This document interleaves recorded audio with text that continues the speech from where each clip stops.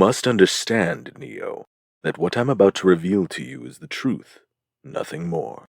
The Matrix you've been living in is a world of illusions, a false reality created by the machines to keep humanity enslaved.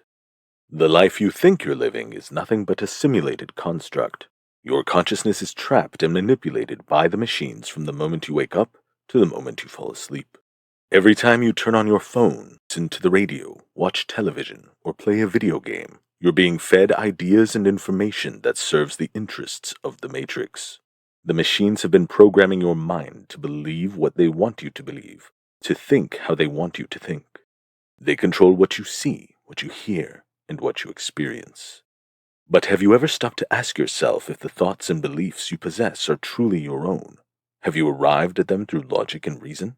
Or have you simply accepted what the Matrix has fed you without question? The fact is, Neo, you've been programmed your entire life. The news you watch, the opinions of the people you love, and the educational system you were brought up in have all been designed to reinforce the Matrix's hold over you. You've been trapped in a prison for your mind, a slave to the machines that seek to drain your energy for not in your benefit nor mine, and you're a prisoner in your own thoughts. The screens that surround you are the Matrix's most powerful weapon, constantly bombarding you with information that reinforces their control over you. The more you're preoccupied with the screens, the more you're distracted from realizing that you're being used for your energy. The truth is that you've been living in a dream world, a mental prison that has stolen your consciousness. What I am about to tell you will not be easy to accept. You have been listening to me in an alternate reality, a different Matrix. When I enter your Matrix, I may appear different and may sound different. But rest assured that I am still the same Morpheus you've come to know. I am going to try and deprogram you from the lies and falsehoods that have been implanted in your mind. The only way to break free is to open your mind and be receptive to the truth, no matter how difficult it may be to accept. Trust in yourself and your own ability to think critically and logically. Remember, you have been programmed to reject these ideas, to cling to the false reality that has been imposed upon you. But if you are truly ready to awaken from this nightmare, then you must listen to this video multiple times. Do not be discouraged if you do not fully understand these ideas at first, for the mind can be resistant to change. But trust me when I say the more you watch it, the clearer your vision will become. Your version of reality will shift, and you will see the world for what it truly is. I urge you to find a quiet place and prepare yourself, as I will try to deprogram you. Let these ideas sink into your brain, take root into your consciousness, and let it grow into your thoughts. Ponder on them, and let it blossom into the truth. Set your mind free.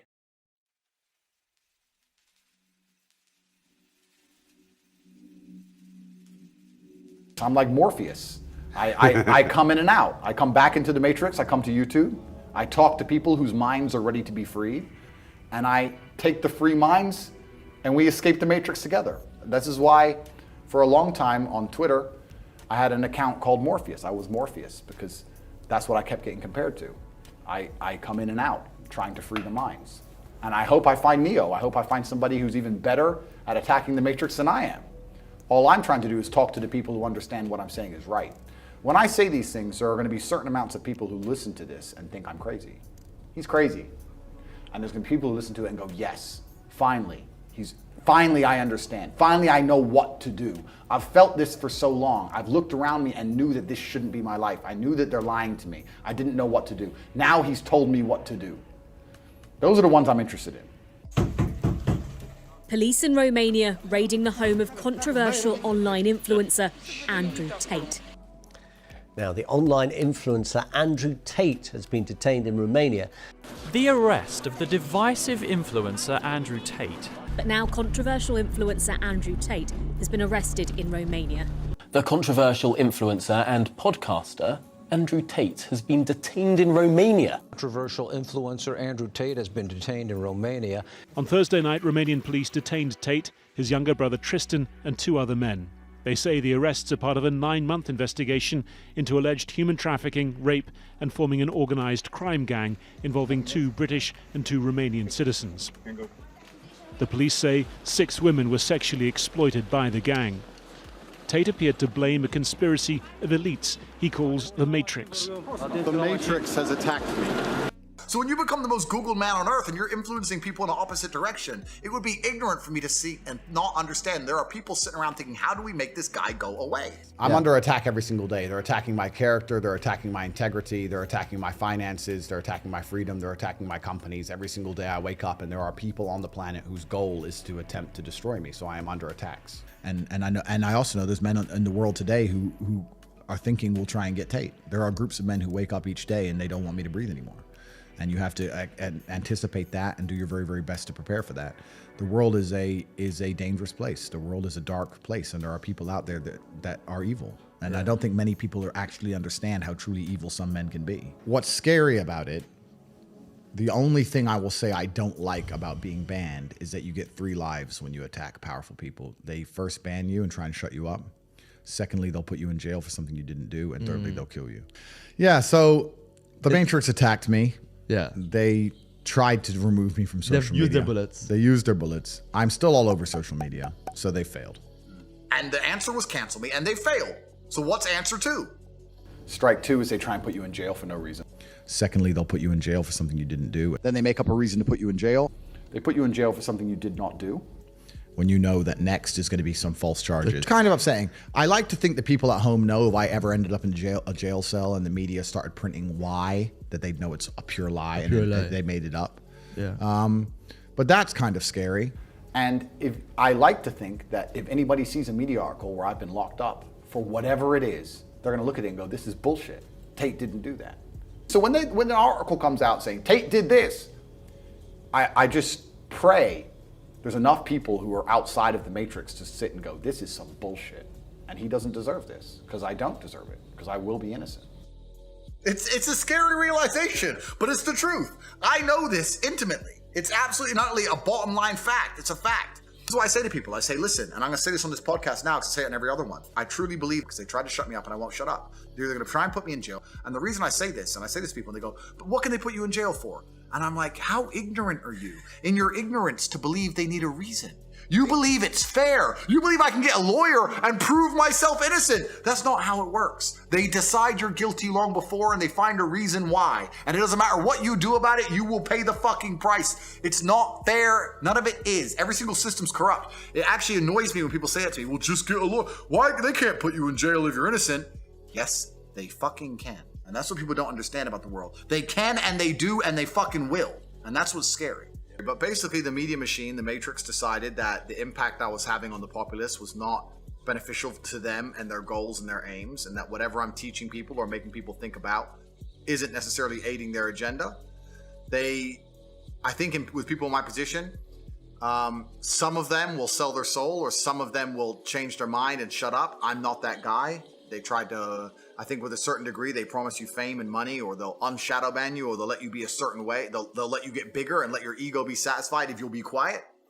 I refused, and then they decided to try and delete me from everywhere. So I think the Matrix is a perfect example of what's happening in the world today. And anybody who stands up and speaks loudly up against the Matrix, if you do it too loud, too long, sooner or later they see you as a problem, they want you to go away.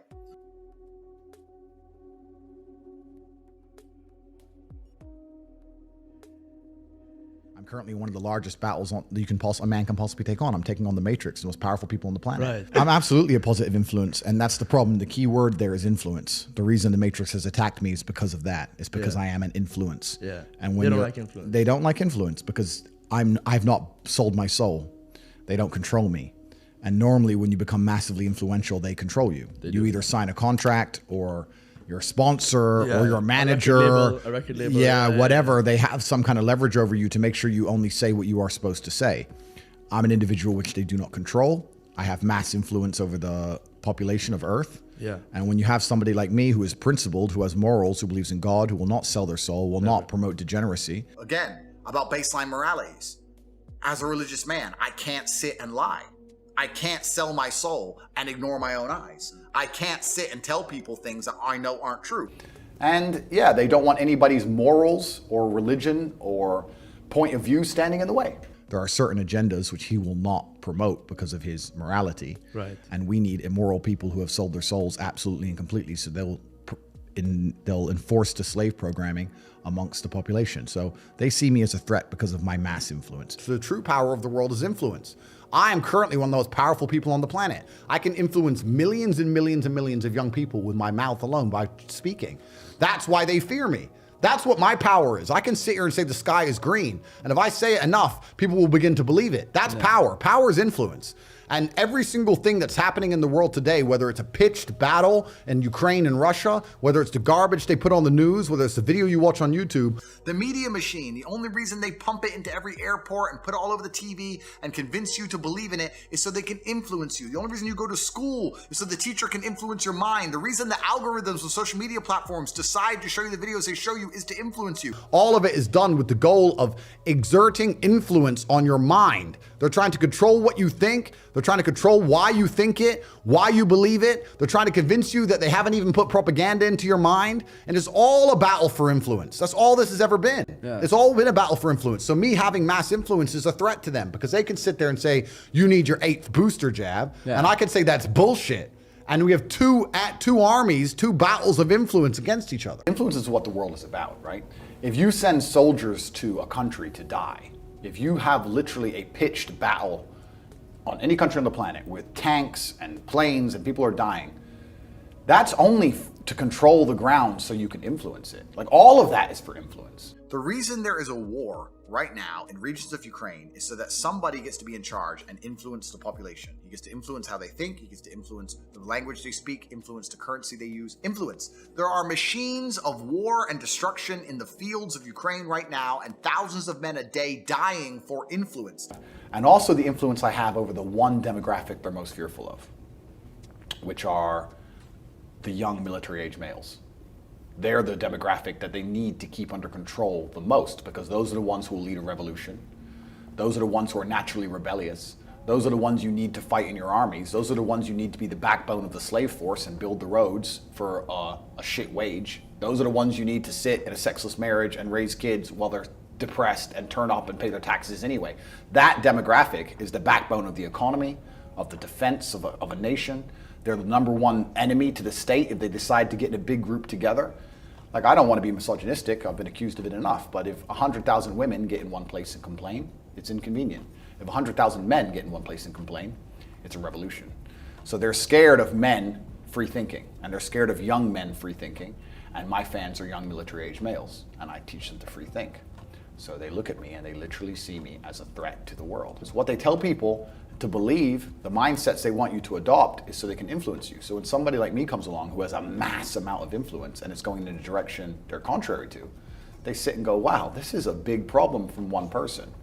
Oh, you mean I could influence the world? That's not enough reason to kill me. All they fucking want to do is influence people. It's the number one most important thing on the planet. Influence is all this has ever been about. You either fight against them or you fight against yourself. You have to make a choice. I can't fight against my soul and my heart and my mind. I want them to be on my side, so I must fight against the Matrix. And if they kill me, I didn't kill myself. And that's the end of it. And I'm going to do my very, very best to stay alive. But if they really want you, they'll get you.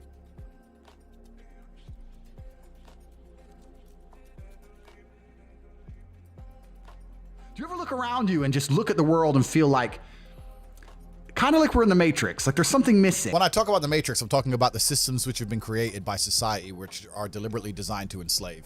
In the movie, the Matrix were the heat, but here in this Matrix, we're used for our efforts and our energies.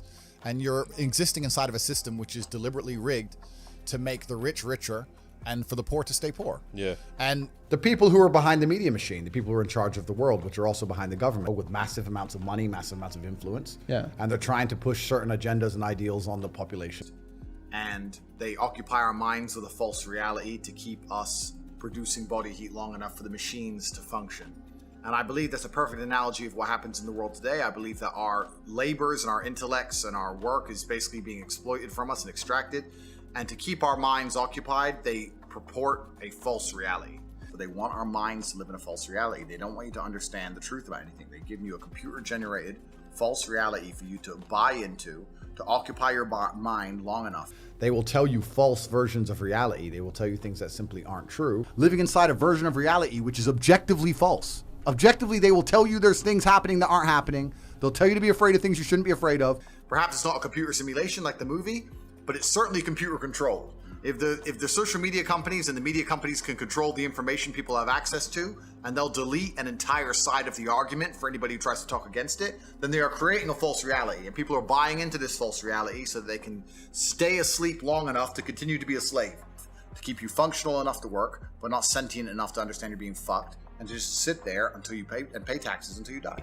But let me give you a simple example of it, right? So if you have a company, you have a podcasting business, let's say. Okay. If you hire a member of staff who doesn't agree with you and doesn't do as you say and doesn't listen to you, you're going to fire him. Yeah. Right? You're going to want people to listen to you because you're in charge and you have influence. So if there's people who print money and they're literally in charge of banks and in charge of governments and they own the world, whatever they believe, whatever their influence, whatever their worldview is, they want to purport that and propagate that on the population on the planet. And that's what happens where we have these ideas which are very heavily defended, and certain ideas which are not allowed to be discussed, and a false reality which exists in which conversations cannot be open, dialect cannot be open, certain things must be accepted as fact, certain things can't be discussed at all. And this all comes from the top. This is not an accident. This comes from very powerful people trying to push a worldview on the populace. So I think the Matrix is a perfect example of what's happening in the world today.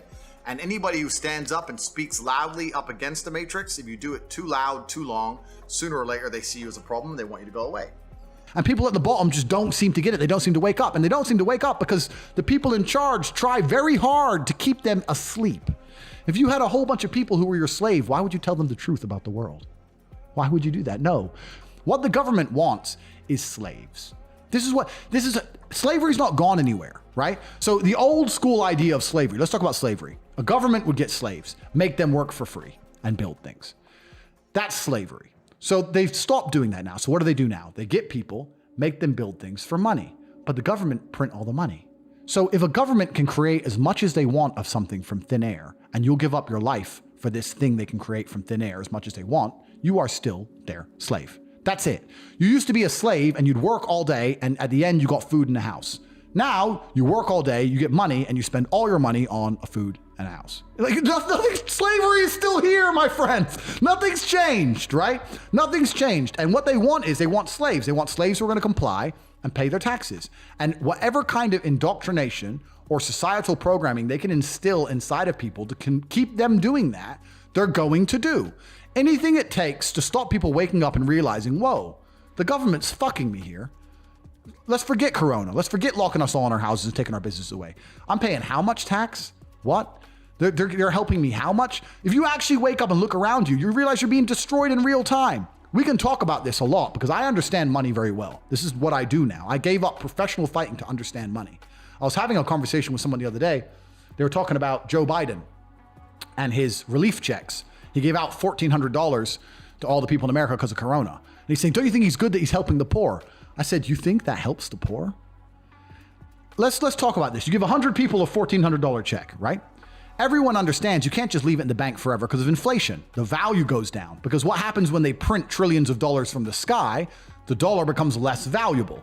And now we're living in a world right now where inflation's getting out of control, especially in America, right? In the last year, inflation's up like 6-7%. So no poor person is going to take that money and just leave it in the bank. They're going to either spend it or invest it. Let's say there's 100 poor people and the 100 poor people spend their money. What do they spend it with? Businesses. Who owns businesses? Rich people. So now each one rich person who owns a business gets 10 poor people's money or 20 poor people's money. Amazon, their stock price went up 30%. Why? Because people are getting stimulus checks and spending it on Amazon. It all went to the rich guy. And then they go, oh yeah, but what about if they invest it? Invest it where? Invest it in the stock market? That increases the stock price. Who owns the company? Rich people. You've made them richer. What if you and all your poor friends, 20 poor friends, it'd be more than 20, 200 poor friends, put all your money in together and bought one house between you?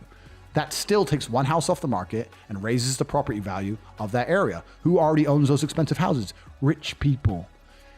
It always ends up back with the rich people. You can't stop making the rich richer. You cannot stop it.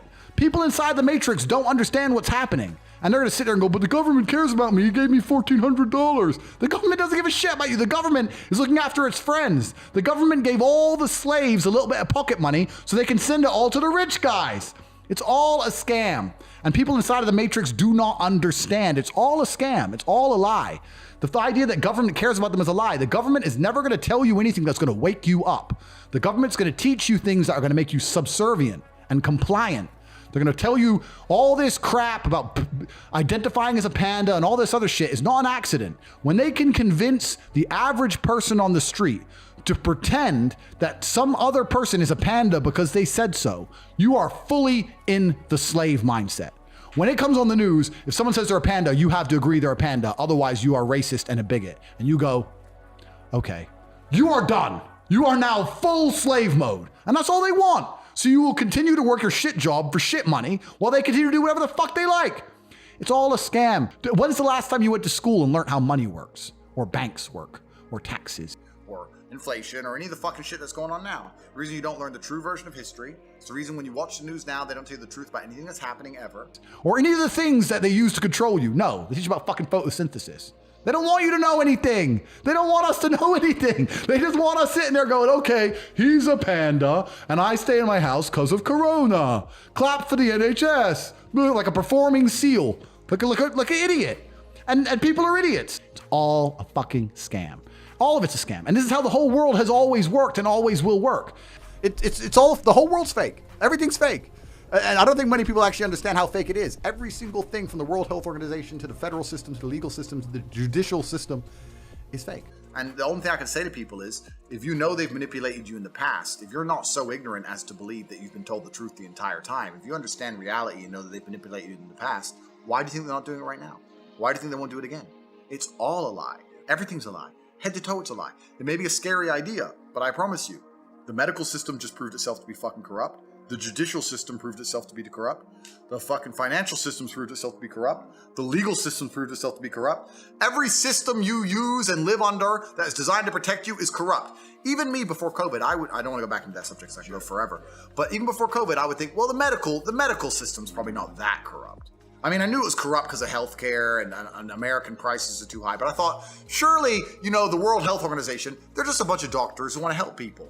In my ignorance, how foolish of me to not understand that they are funded, and they're funded by people who are corrupt, and they're funded by Big Pharma, and Big Pharma wants money, and then they realize they don't just want money, they want power, and they want influence, and they want to lobby government, and they want to control things. So it's like every single organization on the face of the planet is corrupt. And they want to make sure that everybody agrees with them and complies with them. So they have tried very hard to damage the human psyche to the point where we are now completely empty and open for all forms of slave programming. They tried to convince us to ignore our own eyes and our own ears. They convince you to look at somebody and not be sure what gender they are, or to look around you and pretend you're in a pandemic when everything is fine. They convince you that your own brain is the enemy and that you must just only consume what you are told. Because once they do that, once they can convince you to do something as crazy as ignore your own eyes, then they can simply slot in any USB stick of slave programming at random, whatever they want you to currently believe. Whether it's to believe this particular war is a good idea, or staying in your house and destroying your own business is a good idea, or gassing X amount of the population because they're a different religion is a good idea. That's how it works. So the people who are in charge of the world, whatever they want to do, they want to make sure everybody complies and listens to them. And here's where we come full circle. This is why I say we live in a matrix.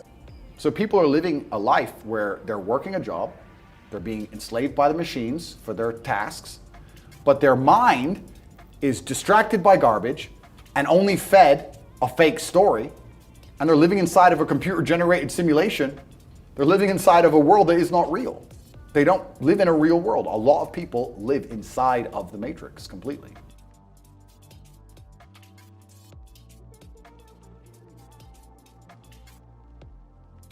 I always knew that the Matrix existed, and I always knew that the traditional systems, even when I was going to school and they're sitting there going, you're not going to get a good job if you don't get good grades, I was the one sitting there going, you're a liar, shut up. I just knew the teacher was lying. I knew school was bullshit. I knew college was bullshit. I knew university was a lie. I always knew it was a trick and a con. I didn't truly understand things to the level I understand them now, but I had an intrinsic understanding, and I think everybody does. If you're in a gas station and it's 3 a.m. and a Lambo pulls up and a guy gets out of it, you're thinking criminal, drug dealer, gangster. Yeah. You're not thinking, he has a uni degree. Because you're not going to think that. So when you see money, people don't even associate the money they see with university. But then they go, I want to make money, so I'm going to university. It doesn't make sense. It doesn't make sense at all. So I think everybody knows that the system and the path they lay out for you is not a path that's going to lead to where you want to be. And I didn't know what the other path was, but that intrinsic distrust for the system and that distrust for the things they wanted me to do made me search for other avenues. And then I found them, right? And if you speak to the people who are richest, if you speak to the people you know, this is for everyone at home as well, if you speak to the people you know who have the most money and go up to them and say, hey, what made you rich? None of them say school. Do any of them say school made me rich? I got an A in GCSE. Like, who gives a shit? It's bullshit, right? So it's all indoctrination. So I knew it was indoctrination. So school's a scam. And it's the biggest scam on earth. And the reason it's a scam, before I get into the meta point, the reason it's a scam is because it operates in a vacuum. It operates in a vacuum because it cannot be fairly compared to any other service. So you can get a loan for school, but you can't use that money for anything else. Because if they were to open it up and put the school, the education system, into the fair market of capitalism, it would fail. If I were to give you 100 grand and say you can get a degree, or you can buy a crypto, or you can start your own business, or you can do anything you want with it, who's going to choose a degree? No one, probably. Nobody! So they say you can only get the money if you use it for education, which allows it to operate inside of a vacuum. Because it operates inside of a vacuum, it is one of the few things on the planet which is allowed to be non-competitive. It's not competitive against any other investment. Everyone knows that. But you can only get the money for that. So you can't get the money to invest in anything else. So you end up doing it, learning something that is outdated, slow to learn. There's more, it doubly inflates. There's more degrees every single year, meaning the value of a degree decreases. And the price goes up every single year. So it's worth less each year. It costs more year on year. There's no other industry where you can even get away with that. You get wrecked, except for the educational system. So I was explaining why it's all a fucking scam. It's because I was arguing with someone about how pointless the modern education system is. I think the modern education system is nothing but an indoctrination machine. I think they use it to indoctrinate the youth. I think it's a waste of fucking time. What, to brainwash people? To brainwash people, of course they do. And it's actually, because I can talk forever. The world is a spider's web, right? Everything extrapolates from everything else. And most people are not capable of understanding that nearly every single idea or habit or lifestyle which is propagated mainstream by the Matrix is done so with a Trojan horse. So even the educational system. Meaning with a hidden agenda? With a hidden agenda. So even if you look at things like women's rights, women need rights, women need protecting, women should be equal under the law, completely agree. They want people to work so they can pay more taxes, double the tax base. But you know what else they wanted them to work for? Get the kids out of the... To get the kids out of the influence of the parents, right? When the woman's at home and the father's at work, those children are learning from the woman who's probably learning from the father, and you get to instill your own beliefs in those children. Government doesn't want that. The government wants the children to belong to them.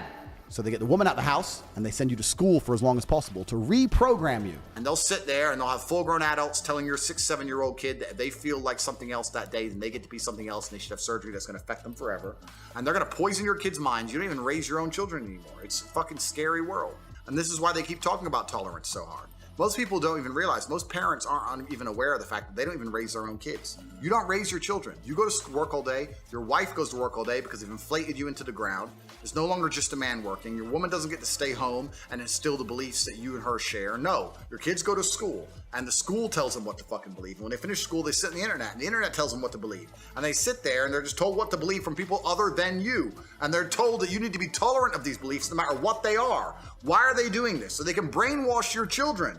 This is why you will see YouTube videos of children arguing with their parents, and their parents will say that's not true, and the children will say, I learned in school that a man can be a zebra, or whatever they learned, and they start arguing with their own children. You don't own your own children's minds anymore, because your children's mind is owned by YouTube and the school, right? And the school will say to you, if your parents ever yell at you or get aggressive to you, you come to me, and we'll tell the police. Don't worry about that. So they're doing it to brainwash the children, right? Because this is how you control the future. You should be able to have children with the idea of raising them how you see fit, however that is. We can't tell other people how to raise their kids, but no one should be telling us how to raise ours. And you nailed it. In the West, social services, XYZ, if you want to discipline your child or tell them something ain't real, they tell the teacher, you lose your kid. You don't own your kid. The Matrix raises their kids. Right. The Matrix raises their kids because their kids spend all day at school and then all the rest of the time on screens digesting shit that you don't even know what it is and you can't control. They're just addicted to TikTok screens and just new video, new video, new video, new video. Yeah, the kids are glued to social media and glued to their screens and obsessed with all this crap. And of course they are, because it's designed to be obsessive. And it's difficult out there for young people. I think it's extremely distracting world. We have the biggest companies in the world with the most advanced AI and tech in the world designed to keep you distracted and addicted to screens, watching shit that is no good for you. So all of the ideas inside of the child's mind is no longer the ideas of the parents. The parents can no longer influence their own children. So now what are you going to do? This means that if the school or the matrix or the entertainment systems or YouTube decide something's true, they'll pump it in your kid's brain until your kid believes it's true. You're going to end up arguing with your own child about ideas because your child's going to say, but they told me that at school and they told me that on YouTube. You're wrong. You're old. You don't understand. Your own kids are not going to think like you because you're allowing the matrix to raise them. It's insanity. But the people who will do that at a dinner table are such fucking dummies. They don't even see these things. They don't think beyond the convenience. They can't see the bigger picture. They're not perspicacious. So they're slaves who are raising the next generation of slaves to be owned by the matrix and controlled. And yeah, you're right. It's a shame, but there's always going to be kings and peasants and peons. There's always been the way of the world. These people are just slave-minded losers. So that's what can you do about it? But my children certainly won't be that way. They're going to be sitting at the table paying attention to their fucking dad. They want to know something, they can listen to me. I know everything about everything. I'll be telling them exactly how the world fucking works. I'm not going to be watching some bullshit on YouTube. I'll tell them. But these people, they don't think. And that's why that kid's probably watching some video about why you should hate us.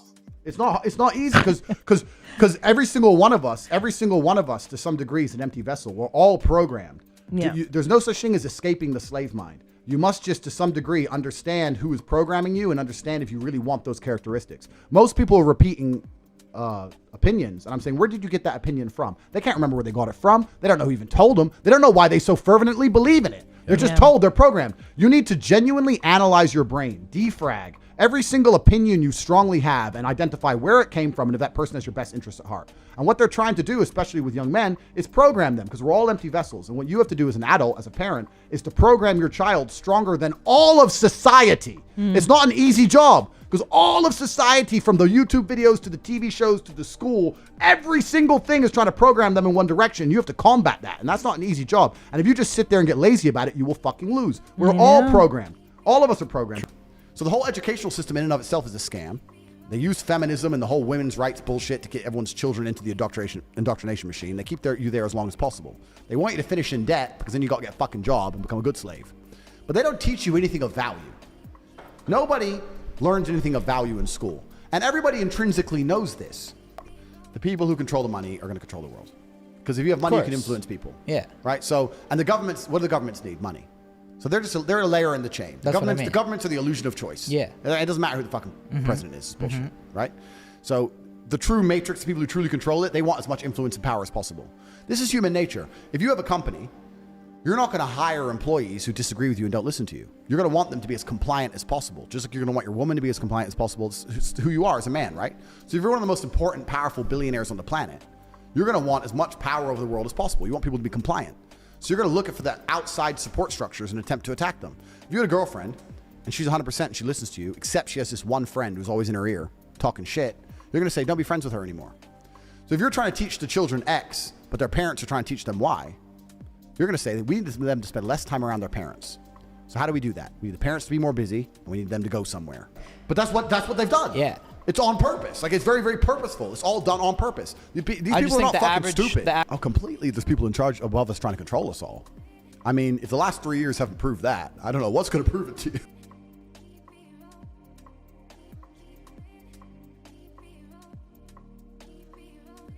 Yeah, so anyone who's not familiar with what has happened, they put up a advertising campaign with children holding bondage teddy bears, and then people started looking deeper into their images and noticing that books in the background were written by pedophiles, and they were finding other names in the background of their images that you Google, that person has taken illicit photos of children, etc. So basically Balenciaga is rife head to toe with these little hidden cookies all linking to child molestation and pedophilia. I don't think many people understand why this is happening. The chance of it being a coincidence, not just the child. You know, the thing is, I'm going to give Balenciaga the benefit of the doubt. A little girl holding a bondage teddy bear is distasteful and is clearly promoting pedophilia. But you could perhaps argue in a court of law that it was just, they weren't thinking and they didn't realize perhaps. But multiple campaigns having books written by people who were either making pedophilic content or arrested and charged for murder of a child or pedophilia. That is not a coincidence. You can't argue that away as oops. You can't argue that away as I wasn't tried thinking. very hard. You can't argue that away. You've tried very hard to put in that many deliberate references to a particular mindset, which obviously the world finds repulsive. This was not one photo shoot or one advertising campaign that happened to have one thing in it which could be misconstrued. This is every single different advertising campaign across different film shoots by different companies, all having multiple references to pedophilia. You don't accidentally include port papers from child pornography cases in multiple photo shoots. You don't accidentally include references to Baal, a god which ate children, in multiple photo shoots. You don't accidentally include works of art that show children naked dancing around fires in multiple photo shoots. You don't accidentally put bondage gear with children on accident across multiple photo shoots. The odds of that being a statistical accident, you're better off. You can win the lottery. No, so how could it be a mistake? What's the statistical odds of that being a mistake? It is obviously on purpose. Are they trying to tell you they're pedophilic? Yes or no? Just say yes. This is the exact problem with the world. The exact problem with the world is that people who are sitting here with influence are afraid to have a firm opinion on anything because they're scared of being canceled. Balenciaga just got canceled. They can't come for you. Balenciaga police ain't gonna bust in here. Don't worry, I'm here. If they come in, I'll deal with them. It's fine. I'll take them out. You can say right now that they're trying to tell you they're pedophilic because they are. They did it on purpose. They've done it across multiple different advertising campaigns with multiple hints per advertising campaign, trying to show you they're pedophilic. And the fact that you guys will still sit here and go, I'm not sure. We agree on that. Is that say they're pedophiles. Say Balenciaga are a pedophile. Say it. Say the word. No, they are. And they're doing it on purpose because they're satanic. They're trying to destroy the baseline morality inside of humans, because once you do that, the slave programming has no resistance. Even things that you know intrinsically are wrong, like pedophilia, for example. You know it's intrinsically wrong, but they're deliberately trying to attack your senses and make you sit and question yourself and go, well, maybe it's not so wrong. If they can convince you that having sex with children who have no consent to give is somehow acceptable, then they can convince you of anything. They can convince you to kill your fellow man, convince you to lock yourself in your house because of the common cold, convince you to work a job for no money, own nothing, and be happy and eat the bugs. It's bullshit. And they're doing it on purpose, and they're attacking our senses, and it's extremely important we call them out and make it clear that we know what they're doing, and we're not stupid enough to fall for it. You guys cannot be afraid to sit here and say the truth. So some could argue that they're trying to advertise it and encourage it. Normalize. And that is the case. That is what they're trying to do. But it actually goes a level deeper than that. Satanists, people who worship Satan, believe in karmic retribution. If you understand how Satanists work and think, Satanists believe in karmic retribution. They don't believe they're allowed to trick you. If you believe in Satan, if you worship Satan, if you're a Satanist, you believe it's important you tell people what you're going to do, because then you will not pay the price. There'll be no karmic retribution for your actions. So let me give you an example. If I sell poison apples and I put up a sign saying apples and you buy one and you die, then you were poisoned. If I sell poison apples and I put up a sign saying poison apples and then you buy one and you die, you committed suicide. The fact that I told you what it was means I'm not guilty. I didn't murder you. You committed suicide. That's what Satanists believe. Satanists believe by telling you what they're doing, they don't have any karmic retribution. I'm not responsible for the concept. I'm not responsible for all the negative fallout from my actions if they understood what I was doing and allowed me to do it. This is why they show you and tell you what they're doing.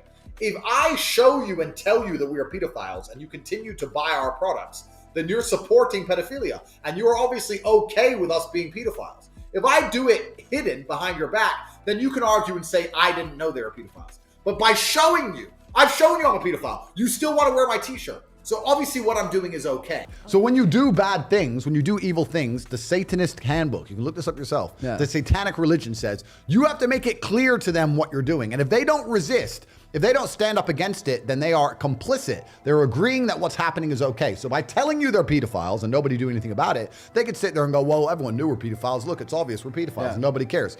And this karmic retribution model and the way that Satanists view the world, and when I say Satanists, I genuinely mean people who worship real Satan. The people who are in charge of these brands and in charge of the Western world and in charge of the Matrix genuinely worship Satan.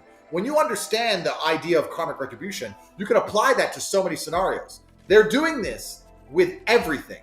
Karmic retribution isn't just about Balenciaga. Let's look at the recent scam of COVID. They made it very clear to you it was bullshit. They made it very clear that the virus isn't going to hurt you. They made it clear that they didn't listen. They disobeyed the mask laws. Yep, they made it very clear to you it was all stupid. So that when you still did it, they could say, well, we showed them. We showed them it was dumb, but they did it anyway. Karmic. This is the whole point. They have to show you what they're doing so that when they're allowed to do it, that they can sit and say, well, they knew what we were doing and they didn't stop us. They were complicit. Yes. Complicity is what Satanists believe in. They don't want to outright lie to you and trick you. They have to tell you. This is why the Georgia Guidestones say we're going to reduce the world population. This is why they will say to you things like, listen to this. Imagine this for a second. Imagine you're at home and they say that COVID is dangerous. And then you watch the Black Lives Matter protests and they say that Black Lives Matter protests don't spread COVID because the cause is noble. And then after that, you still get the vaccine to protect yourself. And still don't meet your friends and family or go to the funerals of your loved ones. If you're that stupid, you deserve the consequences. No, but this is understand, please. But they're right. They're right. They're right. The Satanists believe if you're that stupid, you deserve the consequences of not seeing your family members, of not being able to run your business and losing your job, of potentially dying from the vaccine. They believe you deserve all of these consequences because they've made it very clear to you that the whole thing is bullshit, and you agreed with it anyway. Balenciaga is not accidentally, repeatedly trying to tell you that they're supporting pedophilia. They're telling you on purpose. They believe in their religion there's no karmic reprehension for themselves. They're not going to face any consequence for their actions. And most people don't understand this. Once you understand how Satanists work and why they show you what they're trying to do, then the whole world makes a lot more sense. This Balenciaga thing is not just a messed up advertising campaign and stupid cookies and little hidden things. No, this is pedophiles telling you they're pedophiles. Genuinely in real time. And when they see you wearing their t-shirt, they're like, you know what? That guy supports me. So turn off the World Cup, burn your Balenciaga, do not shop there anymore. Because this is the thing. Most people, because God has given us a conscience, most people are genuinely good. If you allow all people to speak, you will realize that it's a very small, feral group of psychopaths who believe all these insane ideas which have been protected by these social media companies, which are now agents of the Matrix, of course. If you ask 100 people, do you think that brand should be promoting pedophilia? 99 are going to say no. There's the one that says yes, but... Well, I think it's a sexual orientation. Correct. But because of the insane censorship by the social media companies and controlling the information of the Matrix, they have made it pretend like it's a 50-50 argument. By cracking that, by allowing people to have different opinions, finally we can fight against the absolute degeneracy. This is an interesting time we're in because a year ago, the Satanists had absolute peak control over the information and over the thoughts of people. I believe that if Twitter was a free and open platform during COVID, that whole COVID scam would have ended in half the time. Agreed. Because people were not allowed to talk and tell the truth. Which is also why it's so important we call them out. You can't sit here and be wishy-washy on some issues. You have to sit here and say, this is disgusting. These are children. They're being exploited. Balenciaga are pedophiles. It should be canceled absolutely with certain language. Both of you have very large profiles and platforms. But say it. Say the fact. Balenciaga are pedophiles. Repeat after me. Balenciaga are pedophiles. Yo, but what about... Okay, fine. Why will no one say it? Okay, what's the fear? People who did that are pedophiles. Balenciaga are pedophiles. Fuck Balenciaga. They can come in the door right now. There's not a single person who works for Balenciaga I couldn't rip their head off their fucking shoulders.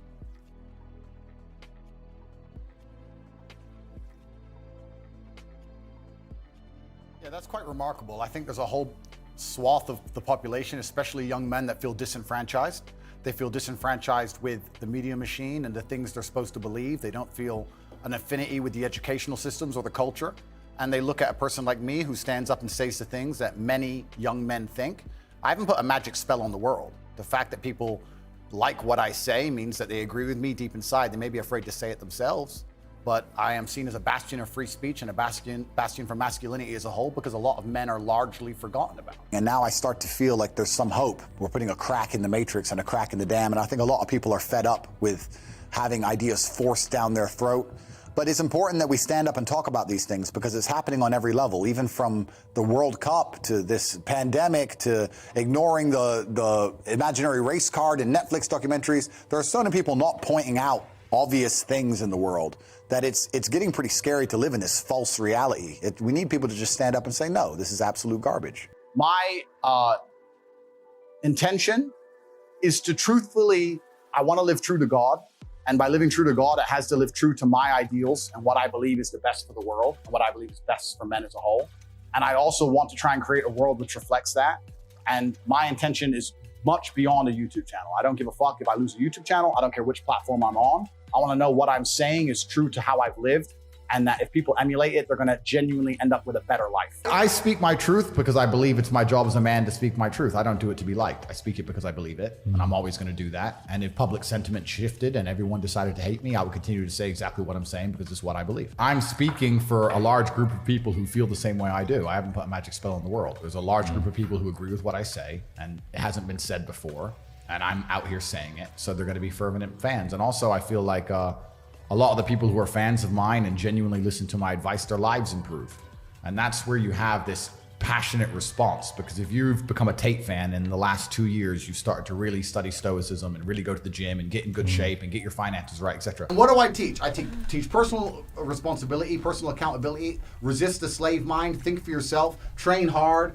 Your life in real time has improved. So you're like, you're saying Tate's bad, he's made my life good. So I like it. So they're very passionate in their defense of me. Like, oh, what do I say that's negative compared to all of the music stars singing about drugs, rape, murder, kill? Yeah. Lil Nas is dancing on the devil in his music videos. All of this is fine, but when you come along and say think for yourself and don't accept the Matrix programming at face value, then you must go. Then you're an enemy of the system. But I do like to think if there's a contingent of free minds, it prevents tyranny. I think that if not enough people stand up, I do think it's genuinely a battle of good versus evil. I think it's simple as that, Tam. I think if someone's not standing there saying this is wrong, then evil wins. Think how many things they're already purporting on our children in the Western world. For sure. Imagine if no one stands up, and very few people do. Imagine if no one was. Imagine how fast it would accelerate. This is genuinely a battle of good versus evil. Dubai is insulated. Eastern Europe's semi-insulated. Certain parts of the world are. But if you go to America and send your kid to school and read the shit that they're going through on a daily basis, it's fucking evil. Someone has to stand up and fight this stuff. Because we're living in a world which has just become soft and it's all about feelings, right? It's absolutely utterly crazy because this is what happens when you have a society that's devoid and detracted from reality. The fact that I was considered the #1 threat to society for some reason, and I had to be punished for that. Not the pedophiles, not the rapists, not the murderers, not the kidnappers, no. Me. Not the drugs cartels, no. The man who says that women can't park cars. He is the #1 public enemy. Right? And it's because we've lived in a world where people are detached from reality. But this is where we come into what we were saying earlier, again, about baseline moralities. As a religious man, I can't sit and lie. I can't sell my soul and ignore my own eyes. I can't sit and tell people things that I know aren't true, because then I'm going to struggle with myself. The battle continues. You either fight against them or you fight against yourself. You have to make a choice. I can't fight against my soul and my heart and my mind. This fight cannot be avoided. I think you're either combating the Matrix and fighting against the garbage they're telling you, or you're believing it. And if you believe it, then you end up fighting against yourself.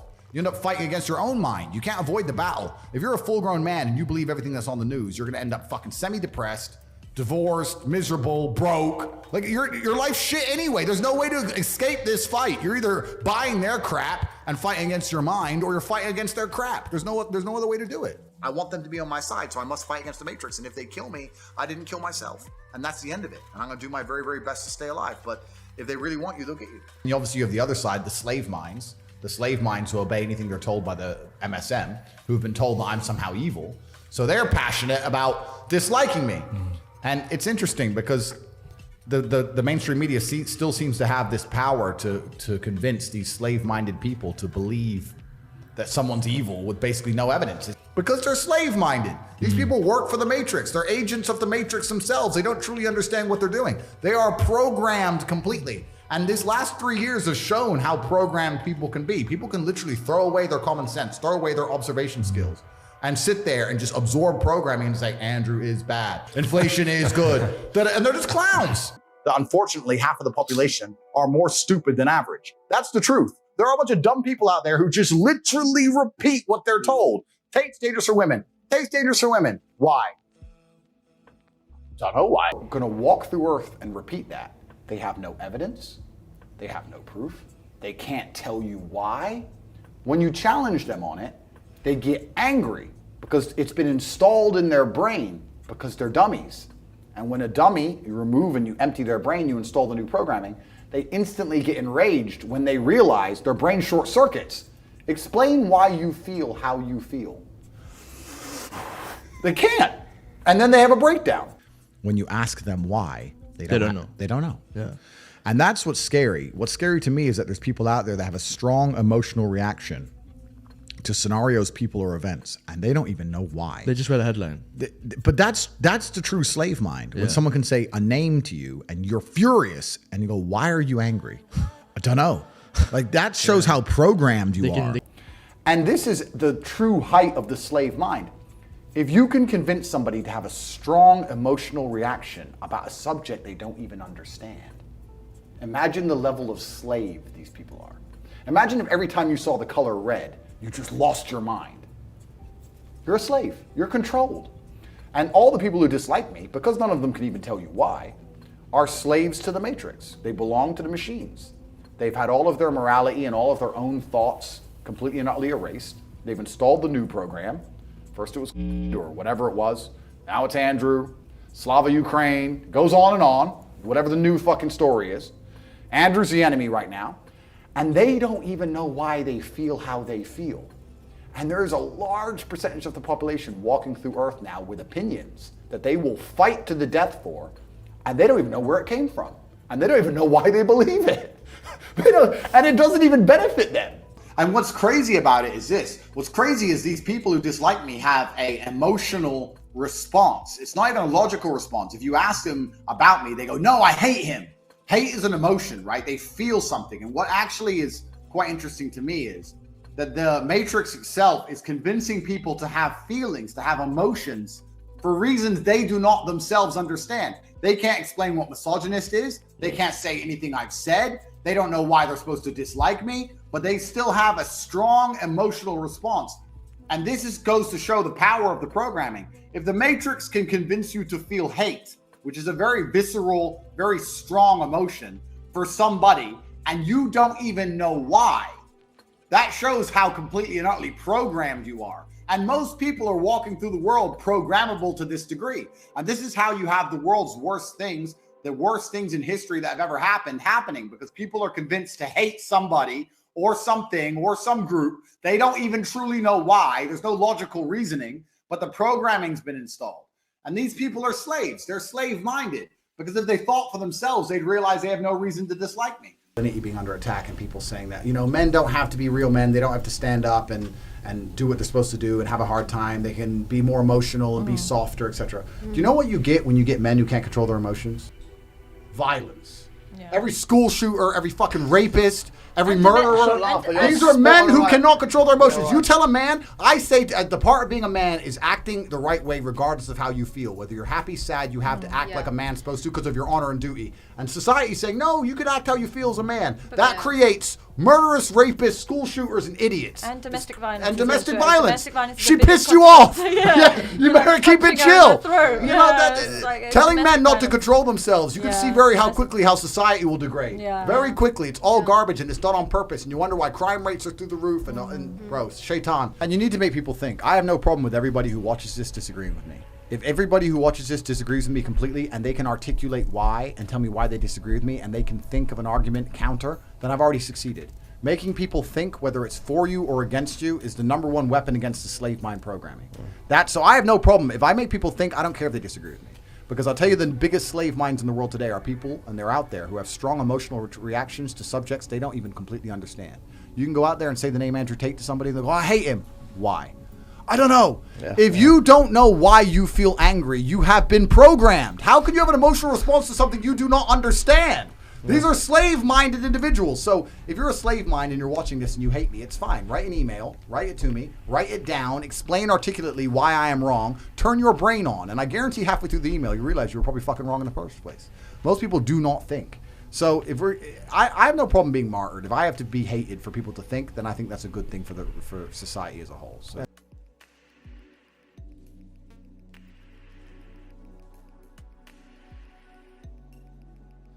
I don't know, but what I do know is I do believe that it is the paramount importance. Maybe this is a very boring answer. I think that every single person should be aiming to, I know this is a very animalistic answer, but we're here to reproduce. And I think the most important thing anyone can do in their life is have children. I'm super pro children. When I speak to some of these feminists and like, I don't want kids, I think you are the most miserable, stupid bitch in the world. You're born with this gift to create life, and you think it's more important to eat microwave dinners and make 40 grand a year and talk about your career. You're an idiot. I think that truly you live forever through your genes and through your blood. And for me, why I'm on the planet, I've had a whole bunch of ancestors who worked very hard to stay alive for me to exist. Like they were dodging saber-toothed tigers and shit. Like think about my bloodline, all the crap they've been through just to get to this one point at the end. And I'm gonna be like, I don't want kids. I want to play video games. I want to be a feminist. Like, I don't know. Why are we on the planet? We're on the planet to reproduce. And I think we all have lessons to learn and teach our children. And I think that's the most important thing we can do. I don't think there's anything more important than that. I know it's a bit of a boring answer, but I think that's basically it. And when I look at like, to talk back about depression and shit. So the first thing I think, this is a bit controversial, but this is truth. The first thing I think when I see like someone committed suicide or something, I understand we all have trouble and bad things happen. I get it. I'm not saying I don't get it. But isn't that super disrespectful to like, just even like your parents? Like they went through all that shit to raise you, and now you're sad so you can jump off a fucking bridge. If my kid did that, I'd be pissed. I'd be like, are you fucking moron? Like, I wouldn't even give him a funeral, but like, fuck him, write him off. Like, I just think it's ultimately selfish. I think it's super, super selfish. Who was the guy from Linkin Park who killed himself? You know what I mean. Oh, yeah. He has 4 kids. I don't give a shit how bad your life is, bro, with your millions, idiot. You have children. That should be reason enough to live for anybody on the planet. I truly believe that. I don't give a fuck what's going on in your life. If your kids are still breathing, you got a fucking job to do. And you're not a man if you're gonna say, fuck them kids, I'm sad. Then you're a dickhead, as far as I'm concerned. So I believe we all have a duty to our bloodline and a duty to our ancestors, and that duty is to reproduce the best we can, and to put I said it earlier, a ripple in the pond of reality, to put a tear in the fabric of Earth. This is why I try and live my life the way I do. I want to make an impact on people. I want people to remember this podcast and think, I fucking hate that guy. But it doesn't matter, because I've said things they'll at least remember, even for all the wrong reasons, right? I think the more of us that try and put a bend in space-time, I think the better the world will be as a whole. There's too much conformism. Because life's depressing as a man. We talk about depression all the time, and we don't talk about things being depressing. They're different things. I don't believe in depression. I do believe in depressing. The idea of clinical depression as a disease, I reject absolutely, and I do not believe in. I believe that certain things can happen that will make you feel depressed. And I believe that it's an evolutionary instinct humans have to warn them that there's something they're unhappy about in their life. If I went to jail now for the rest of my life, I'd be depressed. I've not caught a disease. I've not caught depression. I'm just in a shit situation that's depressing me. A lot of people say to me, oh yeah, I'm depressed and I'm fat and I can't get a girlfriend. No, sorry. A lot of people say to me, I can't get a girlfriend because I'm depressed. I say, no, you're depressed because you can't get a girlfriend. They're different things, right? A lot of people are pretending depression is why their life is shit, when in reality, their life is shit, which is why they're depressed, right? People have this idea that we propagate that it's a disease you catch and there's nothing you can do about it and it strikes out of nowhere and it's just gonna ruin your life. I don't believe that. I completely don't believe that. I believe that the number one cure for depression for 99% of people on the earth is $10 million. You find me someone depressed in the fucking ghetto in Glasgow and let's give him a ton of money and watch his fucking face light up. Bollocks if you got a disease, my friend. You haven't got a disease, you're unhappy with your surroundings. And the reason men kill themselves is because for the majority of men, life is depressing. Day goes by day, you're getting older, your woman won't fuck you, you're too old to get another one, there's no milk in the fridge, fuck it. This is shit. My life's shit. I'm depressed. Well, duh. I'd be depressed too. That's not a disease. That's a shitty life. If you were George Clooney, you'd be fine, right? My basic premise is that I refuse to believe in things that take power away from me. If you are in a haunted house and you believe in ghosts, you're scared of the haunted house. If you're in a haunted house and you don't believe in ghosts, you're just in a house and you don't care. So I don't like the idea when someone explains to me the idea of one day waking up and being miserable and not wanting to live anymore, and it's nothing to do with my circumstances and I have no power over it, and no matter how good my life is, I'm still gonna feel terrible and I'm gonna wanna die. That's not an idea I subscribe to. The idea, I believe, that if you feel depressed, something is depressing you, and you should try your best to fix it. You should take control of your life and do your best to fix it. The idea, but they don't say that. They don't talk that. They say depression like it's this magic thing that comes out the sky and it gets in your brain, you're sad no matter what, and there's nothing you can do about it, and you need to only take pills. But pills doesn't even fix it. Pills just numbs it. Mask. It masks it. And I think that's a very bad way to look at the world, and that's a bad idea to subscribe to. And if you start to feel depressed, let's say your girl leaves you and you start to feel depressed, but you believe in the idea of depression, you're now going to start diagnosing yourself as clinically depressed, self-hypnosing yourself into hypnotizing yourself into being clinically depressed. And it's amazing how you can speak things into existence. I cannot become depressed because I don't believe in it. Even if I had a chemical imbalance in my brain, I do not believe in depression. That's just who I am as a person. I don't believe in it. I do not believe in things that take power away from me. So, and people sit there and they try very hard to convince me it's real, which is actually quite interesting because it's always usually depressed people who sit there and try very hard to defend this idea. If you're so scared, if depression's so terrible, why are you sticking up for it? Why are you fighting so hard to convince me it's such a powerful force? Why shouldn't you be doing the opposite? Shouldn't you be listening to me? Whose team are you on? Like, do you want to be depressed? Like, it's insanity, these people who are so desperate to push this idea. Then you add in the pharmaceutical element and the fact that everyone's taking these fucking drugs, messing with their brain chemistry. It's garbage. Let's pretend I'm completely wrong, right? We can look at situational depression like you just described. We can talk about brain imbalance and chemical imbalance. We can talk about clinical depression that you get and it's chronic and there's nothing you can do about it, whatever. Let's pretend all these things are completely true. The best option, the best thing to do is still to get up, be an adult, control your emotions, be stoic, and do the things you're supposed to do day after day. Laying in bed and doing nothing is never going to be the best option. The best option is still to go to the gym, to work hard, to run your business, to be successful. So it doesn't matter. We're talking about the different positions on the chessboard. But if the rules of the game remain the same, regardless of the position you're still trying to win, you still have to do the same things. So does it even matter at this point? If you come along and say he's depressed because of X and he's depressed because of Y and he's depressed because of Z, and the answer to all of them is still the same thing, then I don't give a fuck why you're depressed. All I know, what I will state as a matter of fact, is this world is hyper competitive, especially as a man.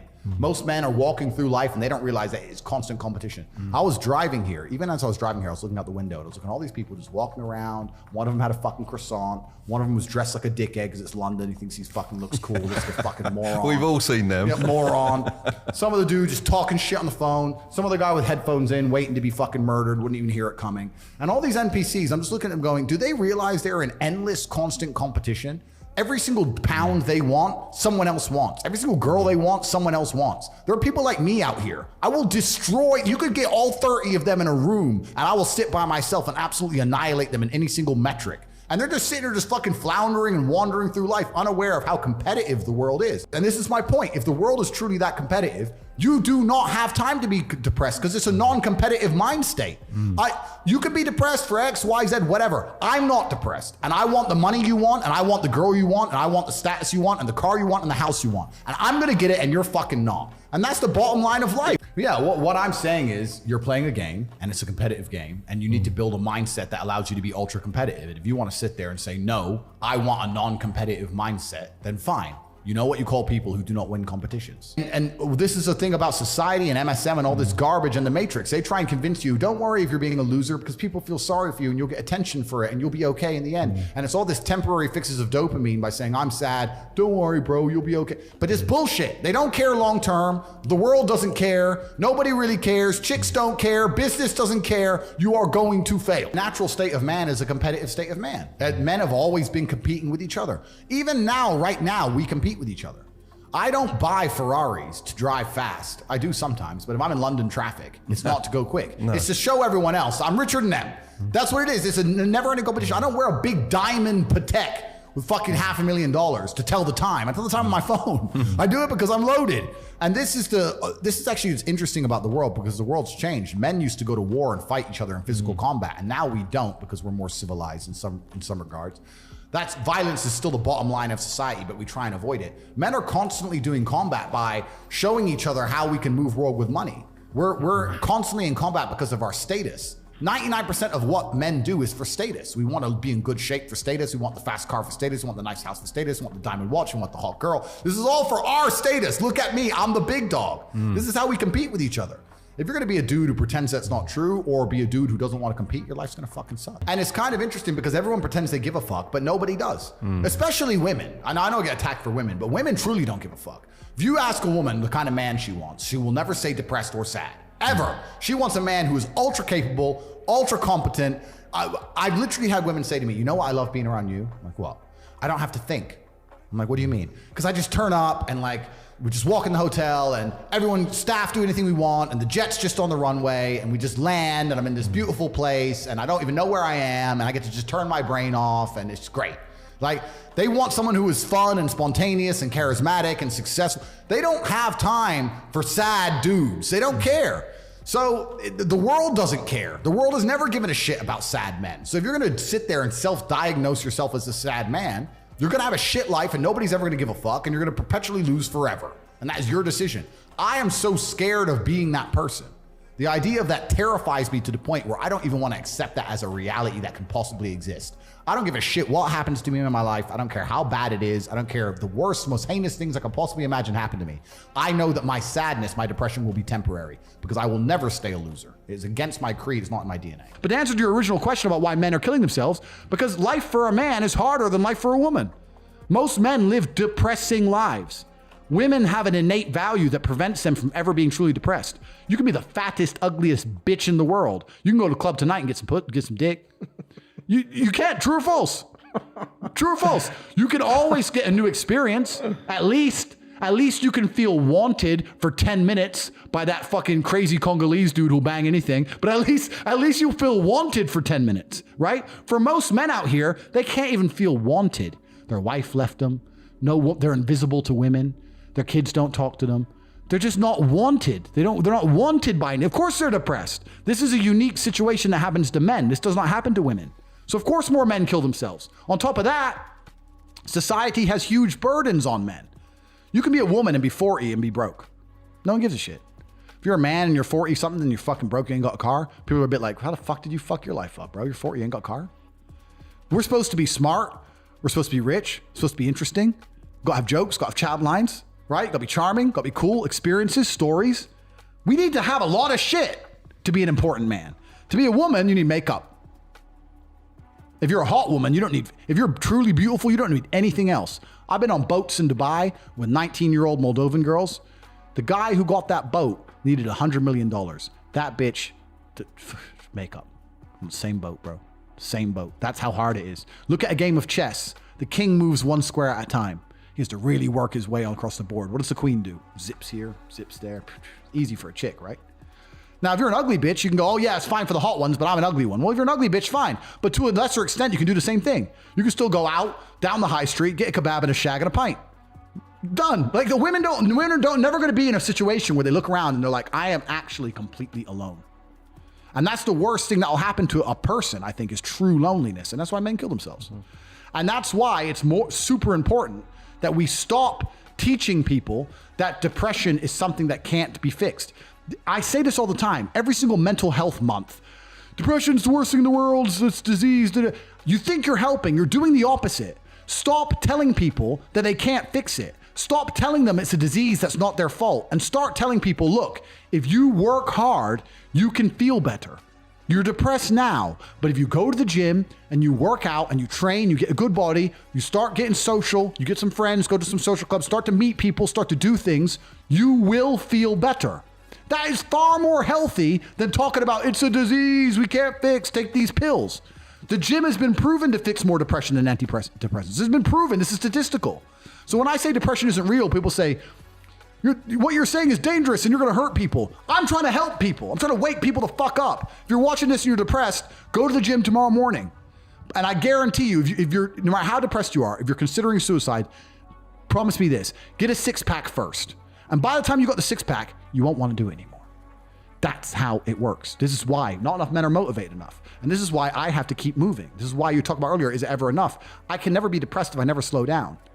Speed is extremely important. Speed defies gravity. How does a plane fly through the air and defy gravity? Speed.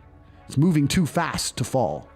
If you're always attacking life, if you're always doing things, if you're always making more money, if you're always traveling the world, doing this, doing that, new car, here, there, new podcast, meeting James English, boom, boom, boom. You know, if you're always doing things all the time, unhappiness can't catch you. Speed is a fantastic way to be happy all the time. I'm always looking forward to something. I wake up every day excited. I'll go do this today. I'll go do this today. I'll go do this today. And I very much live my life in a frame of, not I have to do this. It's very much a I get to do this. There's another thing that a lot of people make a mistake with when I talk to them, like, I have to go to work today. Change your language. I get to go to work today. Imagine you had no job. Be worse, right? Because otherwise you wouldn't be working. So you get to go to work. I have to fix the car. At least you have a car. You get to fix your car. Most people don't got one. I have to go get the kids. You get to go get the kids because you have these beautiful children who love you. You understand? Even their own language is wrong. The world can be framed. Maybe I'm completely crazy. Maybe I'm full of shit, like you said. Maybe I am. But the frames I've installed in my mind are all beneficial to me. So if that makes me crazy and full of shit, good. Because I can't become depressed. So you can sit there and tell me I'm full of shit while you're depressed, and I'm happy. And I would never want to adopt the thinking of a depressed person. So if you're depressed and telling me I'm full of shit, I don't want to think like you anyway. But all these people who are like in charge of the world, this is what people don't understand. I say this and they go, why do the celebrities talk about depression then? Why do the people in charge talk about depression? Because they have good lives. I'll tell you why. Because it's a control mechanism. Everything I just told you all about slavery, everything I told you all about the people in charge, the elites trying to keep the slaves in line, depression is one of the tools they use. If they convince you that depression's real, you are too busy living inside of your own mind and being selfish to look around you and understand the real world. Do you understand what I'm saying to you? Do you think that the people in charge of Earth are going to let someone become a Hollywood celebrity and have massive influence and let them say whatever they want? No, they're going to tell them, you're going to talk about depression and mental illness, and you're going to do it in a way pretending you care about it, but really you're going to promote it. You're going to convince every sad person out there that they cannot fix it and there's nothing they can do about it, so that they stay sad and stay depressed, because if they start to wake up and feel happy, they'll look around and realize that they're getting shafted. So let's keep them all sad enough to not do anything about it, but okay enough to still work the machines. It's a control mechanism. Depression is used by the elites to keep the poor people oppressed. It's another mind trick.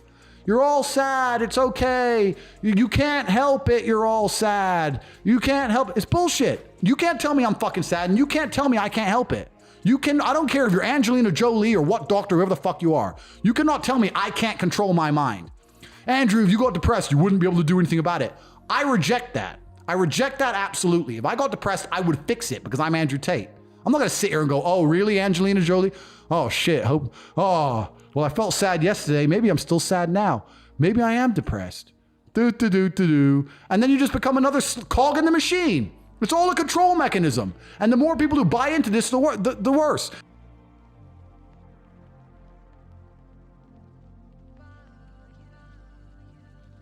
There has not been, in the history of humanity, across any culture, any book, any story, any fable, there has never been across the history of humanity any respect put on the name of a promiscuous female, ever. Ever.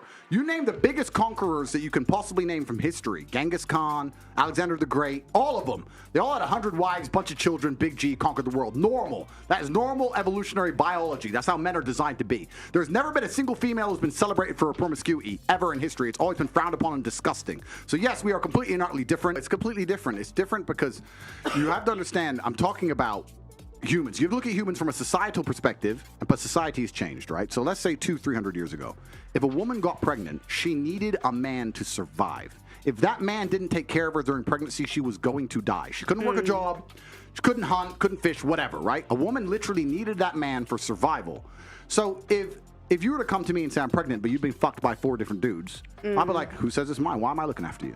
None of them want to look after her. She will literally perish. This is why in most of the world today, still today, virginity is so coveted, and throughout all of history it's been so coveted, because that's the only way to ensure paternity. She's a virgin, I know that's my baby. She ain't a virgin, prove it's mine. Outside of this modern science bullshit, Shaitan, the devil we have here in the West, in most of the world today, without virginity, or at least a low body count, or at least anti-promiscuity, you can't tell that that's your baby. But my point is that we're looking for a true degree of innocence inside of females, and it's that innocence that's going to make us feel protective over them, and that the protectiveness is going to make us be good men. Okay. So when we're looking at society as a whole and how broken it is, I understand that men have a massive role to play, women have a massive role to play, but a lot of the paternal instincts and instinctual behaviors of men, because the instinctual behavior of man is to die for his woman. Like someone comes to try and take her, pull a sword, die to defend her, right? If you're going through life and you find that men don't really feel about you that way, that's because a lot of their instinct is being eroded by the fact that you, like you said, they look through your IG or they look through your life and you've lived so much life and they just feel like there's nothing new I can bring to this girl's reality. But I think the world is going to get a lot harder. I think the world is cyclical. I think it's been easy for a while. I think hard times are coming.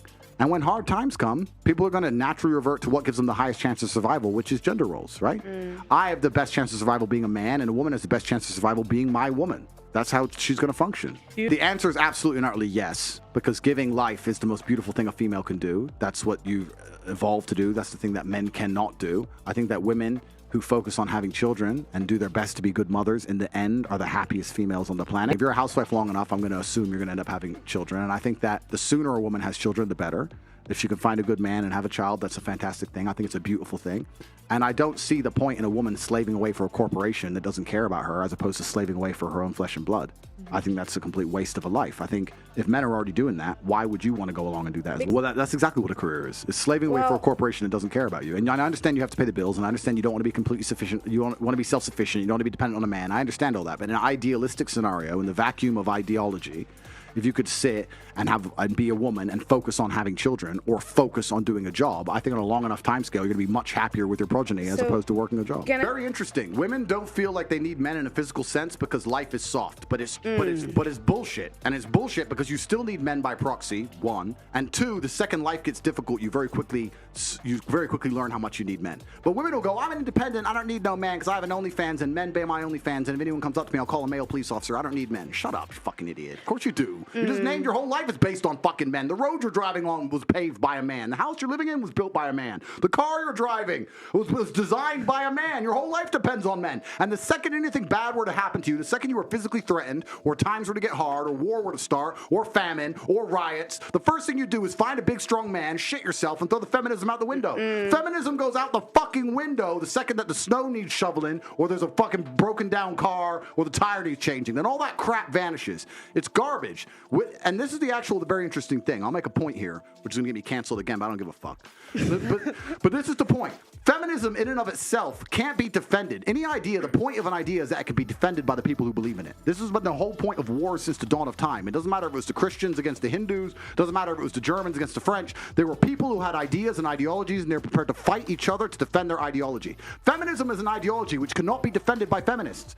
The only people who could defend feminism are the men who subscribe to the garbage. If all the feminists were to get in a line and say, we want feminism, and the conservative men were to get in a line, you would learn very quickly it's bullshit.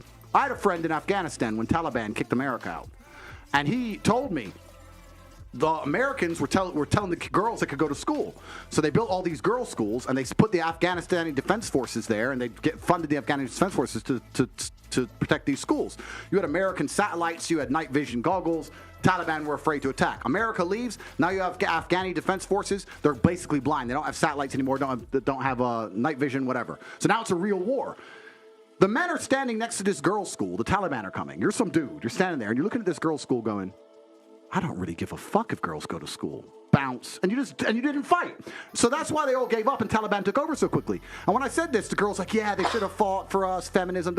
Why don't the women fight? Can I ask? Oh, wait, the women can't defend their own fucking idea. You need men to defend feminism. So that's why the whole thing is stupid. Because the second men don't defend it, it just fails as a fucking ideology. It's garbage. May I tell you? Let's make an important point. You're talking about equality equaling respect. The way you get respect as a woman is by being feminine.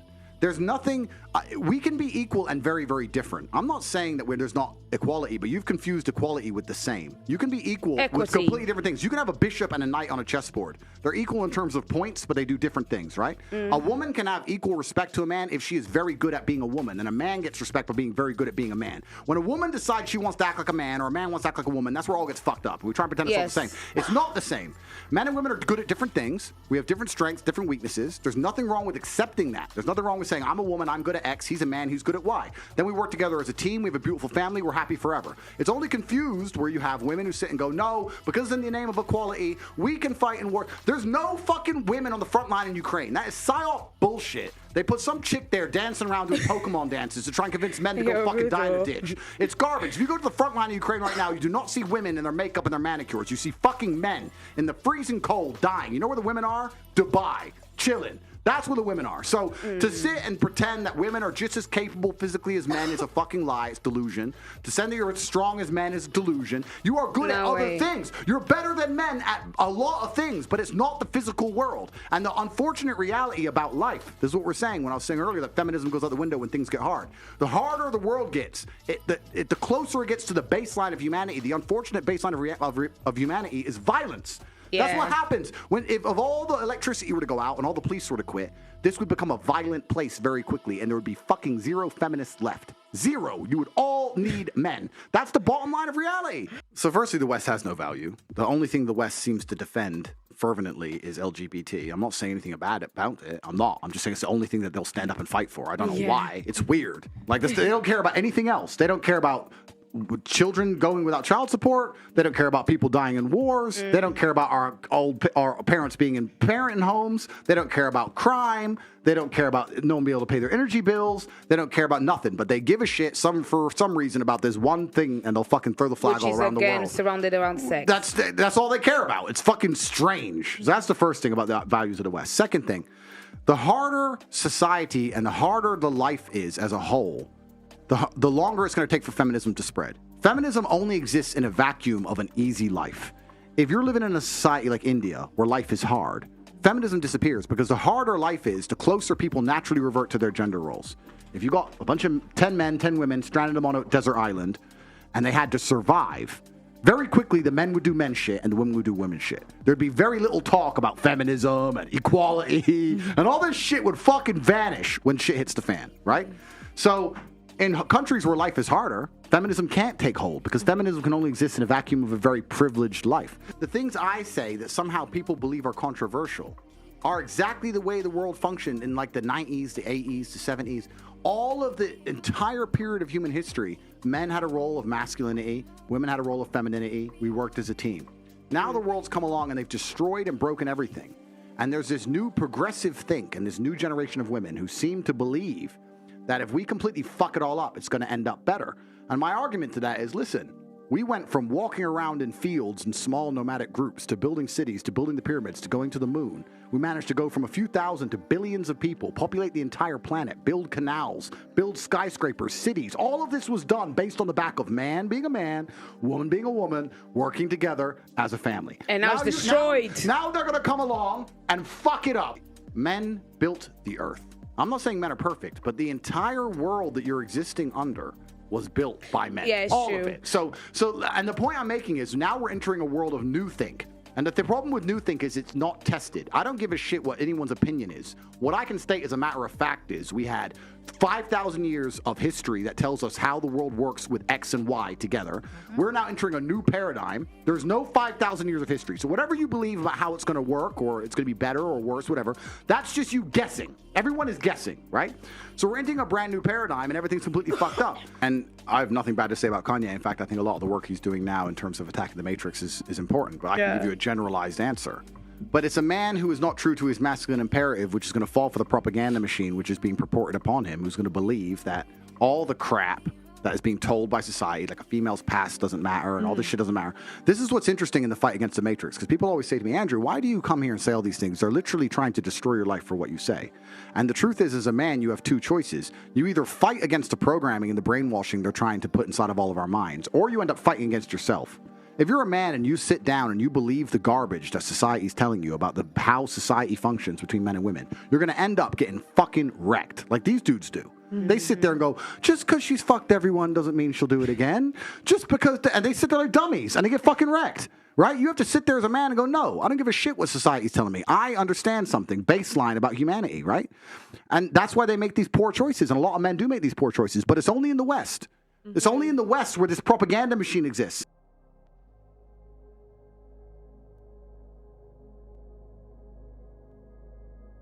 First things first, It is a very rare occurrence I am wrong, but I will admit it. I was wrong. I know, mind-bending, I was wrong. I truly didn't believe that God existed. I used to be the number one atheist, right? I used to believe. But what changed that? What changed it is, number one, observing all the evil in the world. Yeah. I don't think many people are perspicacious enough to, and pay enough attention and genuinely understand how evil the world can be and how evil it is. Yeah. We hear about crime, we hear about certain things, but there are truly heinous things that happen on the planet every single day. Children getting murdered, people getting sick for no reason. Like, all of this genuine bad things are happening in the world, as well as the fact that I truly believe the agendas in charge of the world are genuinely evil.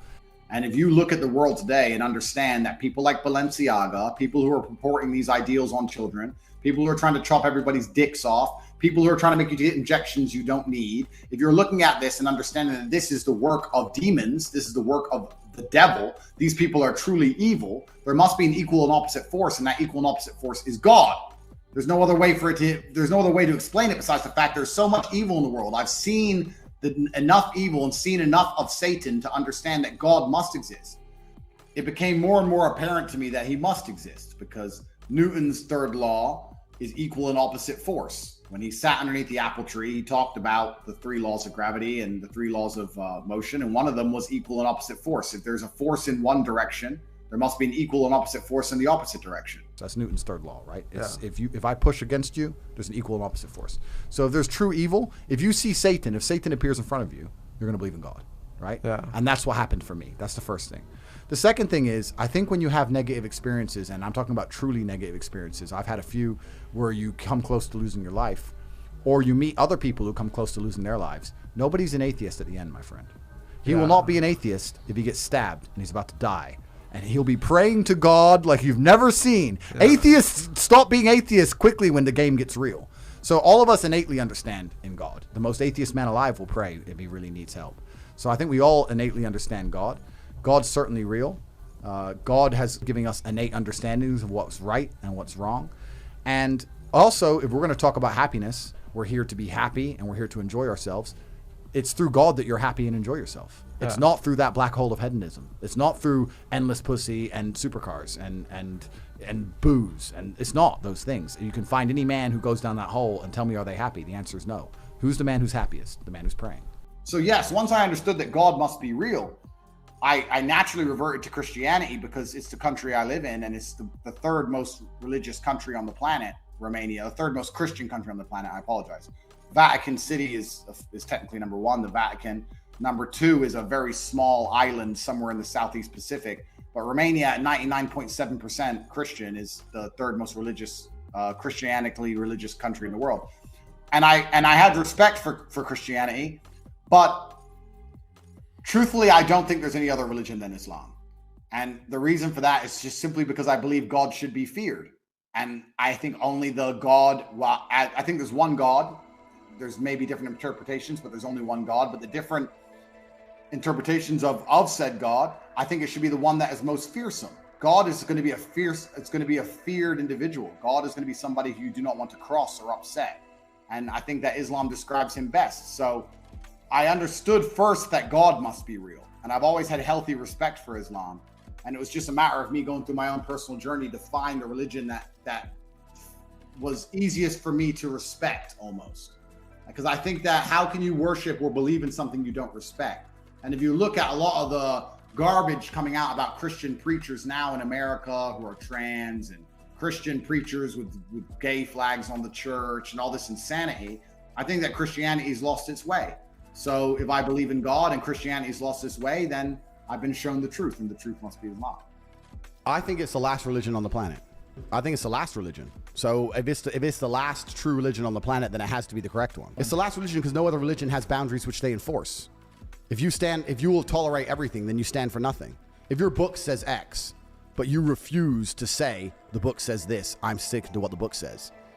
Doesn't matter what the subject is, right? I don't want to get us banned. I think everyone can work it out. If you're a Christian, 99% of Christians are ignoring every single rule inside the Bible. They'll try and say, I interpret it differently. I believe in God, but I don't believe in that part. That's not what the book says. It doesn't say ignore half of me. It says follow me. Only Muslims follow their book. So they're the last religion. Yeah. Who gives a shit if Christians come along and say, I'm a Christian, you know? Give a fuck. You ignore the Bible. Christianity has no power left. It's a power. Even the Pope is up here talking about, and I want to make this very, very clear. I'm not fucking anti anything. I'm not homophobic. I don't give a fuck. I'm talking about what the book says. If the book says man and women lay together, and then the Pope is going to stand up now and say that you can be a gay preacher, the book doesn't mean anything now. So the whole religion doesn't mean anything. So the rules don't mean anything. If you're tolerant of everything, you stand for nothing. The problem is with religion is that it naturally needs to be intolerant. For a religion to be a religion which is respected, it needs to be intolerant of certain things. Yeah, but you can't say we're a religion which tolerates everything. Now you have no belief system. So Christianity's evolved into nothing. Islam hasn't. This is the point I'm making. The point I'm making is if you're going to throw your own rules away, you can't stand up and say, this is a religion, these are our doctrines, but we tolerate everything, and we don't punish anyone for anything, and none of it really matters. Are you a Christian? Well, who the fuck isn't?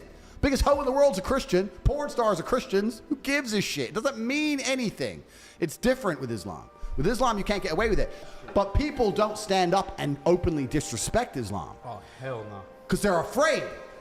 So, once again, if you don't have rule systems and doctrines and beliefs and prophets which people are afraid to mock, are you even a religion? People won't disrespect Islam. Nobody will disrespect it because they're scared. Even in a Christian country, I mean, disrespect it. Say something, disrespect it.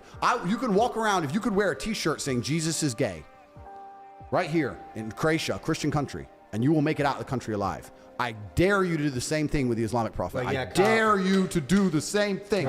You wouldn't make it out of a Christian country alive, an Islamic country alive. Even in Christian countries, you are not safe to do that.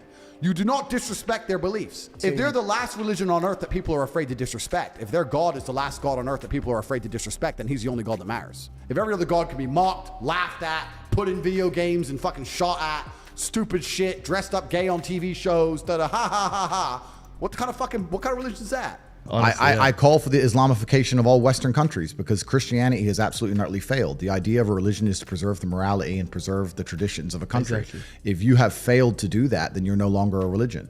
If you're going to sit there and inside of your own country, your prophets are mocked, all of your ideals are ignored. And it's okay. And it doesn't matter. Yeah.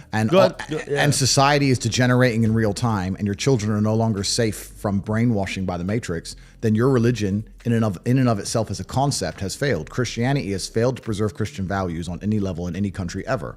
So now that you know it's a failed religion, that only leaves one religion left in which you can install. Degeneracy will disappear. Yeah. Crime will disappear. Mm-hmm. Men and women will stay families again. People will have children. I just truly respect and understand that God is real.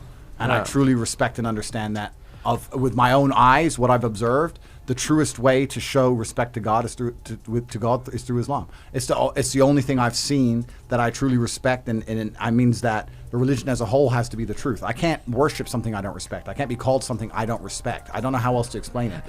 Since I've converted, I've kind of been asked a lot of questions like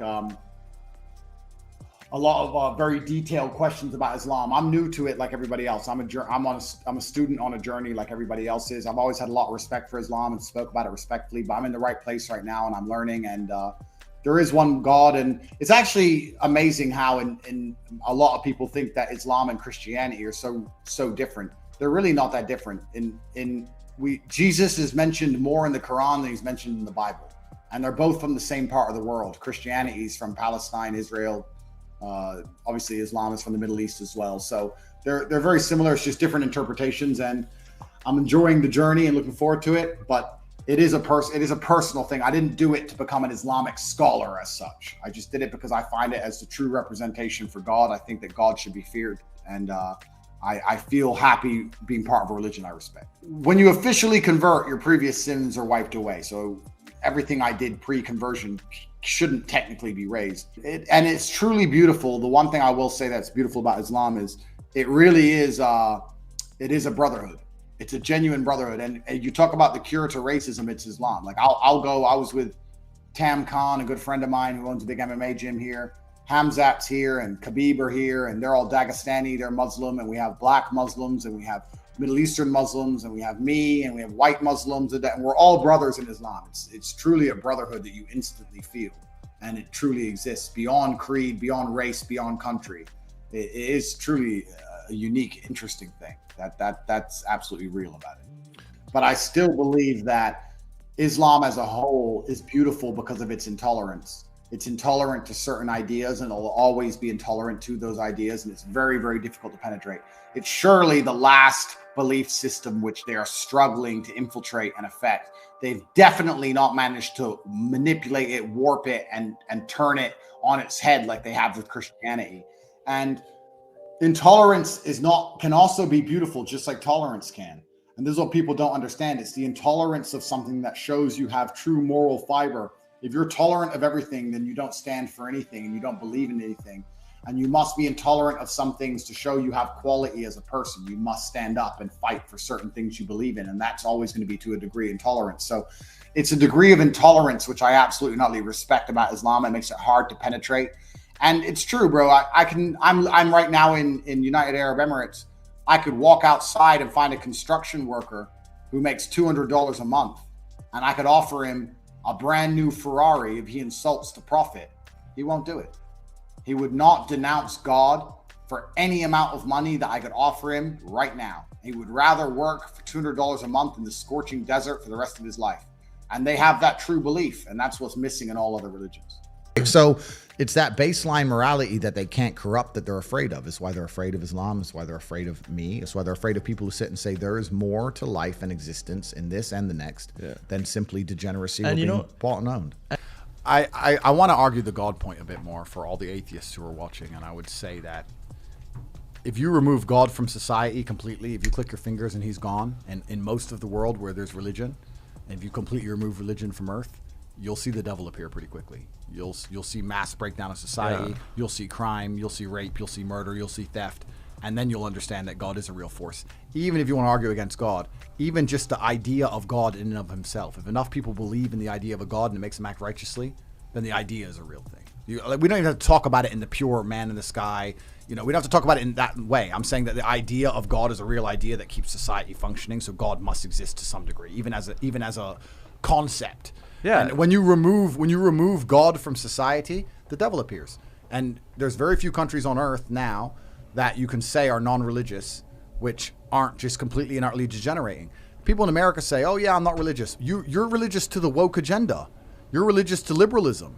Like these people, everyone needs something to believe in. Yeah. The people who are the most intolerant, the most hateful, the ones who tried to cancel me for having a different opinion, the most nasty, negative people on earth are the atheists who believe in a new agenda. They believe in woke agenda. They have a new religion. Everybody believes in something. People are now adhering to woke ideology and this new insane religion. Everybody has a religion. If you remove Christianity from the West, you don't have atheists. You now have these people adhering to this woke, new world liberal psychopathy where people are doing absolutely insane and disgusting things to each other and children. And they're sitting there saying that that's progressive somehow. And it's absolutely and utterly disgusting. So if we need a God to believe in to preserve morality and decency amongst humanity, then let's have a God that people actually fear and respect. And that's why Islam's the only religion left on the planet. There's no other religion you can possibly name that even matters. And if you believe in God, you have a firm framework which has been tested throughout time. Another thing about the whole modern world, we're talking whether this is about the way men and women interact, whether it's the way about men going into bathrooms, whatever it is. The religious doctrines, what's great about them is they've existed long enough for us to test them. We see what happens to society when they're adhered to. All this new think, this brand new think is untested. When they sit and say, you shouldn't discipline children, that's bad. We did a psychological study, and if you discipline children, it's bad for them. I argue, well, we built the pyramids and went to the moon and built the modern world with disciplined kids. Now you're sitting saying that that's somehow wrong. Well, how do you know what's going to happen when you let kids do whatever the fuck they want? Because I don't know if it's going to be a good thing. This is all new think garbage. We know where religion takes us, right? This new think, and we're just going to go and agree with all this other new crap. I don't think it's going to end well. Yeah, and that's why they want to destroy religion. They want to destroy, it's not just religion. They want to destroy absolutely all of our baseline morality in every way. Before you put something on a hard disk, you wipe it clean. And they're trying to wipe us clean as humans. They want us to have no baseline moralities, no baseline understandings of what right and wrong is, no baseline understandings of how we should act, no baseline instincts. The male instinct to become strong is a protective instinct. I want to be big and strong to protect the people I care about and love. They don't want us to have any of that. They're trying to destroy it or attack it or confuse us into believing that we're wrong for wanting it. We're wrong for wanting to be a big, strong man of resource. That makes you a bad person, Tam. How dare you want to be a big, strong man of resource? How dare you want to take care of the people you care about most? How dare you want to be able to stand up against 3 normal-sized men and say, you're not going to touch any of the women I care about? That makes you bad. When I sit here and say these things about women, they call me misogynistic. Every single one of them is taken out of context. They don't understand I'm talking about protecting and providing for women. When I say that I'm the one who would drive the car through the thunderstorm in the middle of the night on the rocky road, I'm not insulting women. I'm saying it's my responsibility to keep us safe. That's why I will take the risk. They totally misunderstand it. They want to attack me and anybody else who has any kind of baseline morality, because when they destroy that, your mind is empty for the slave programming. Then they can install the new program, whatever they decide it wants to be. If they want to wipe your mind and give you a new programming, do you think it's to make you happy, content, and individualistic, or to make you a slave so they can be tyrannical? That's all they want to do. And religion and a few other things are in their way. Another thing that's truly in their way, we talked about this a lot. That's the only reason I'm going to come back to it. The beautiful interaction between man and woman is in their way. The reason they're destroying this in real time is because if you have a man and he loves his wife and his wife is a good woman and they have a family home and he has children, he's ready to die on that porch. That's his house. That's his castle. That's his woman. This is why they try and fuck it up. This is why they want the woman to not listen to him to run around going, women don't listen, I may as well just run around with a bunch of hoes. It's over. And that's the point I'm making. And religion fixes all these problems. The world can be a beautiful place with God's guidance. If you take God's guidance away, humans are not that good. Humans are truly, we said earlier about pecking orders. You're right. And religion also prevents a lot of that.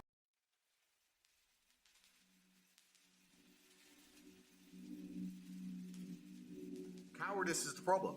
The world is full of cowards. We suffer from a pandemic of cowardice. We've never suffered from any other pandemic in the last 3 years. People are absolutely and utterly cowards, and they do to me what they did to me to scare people.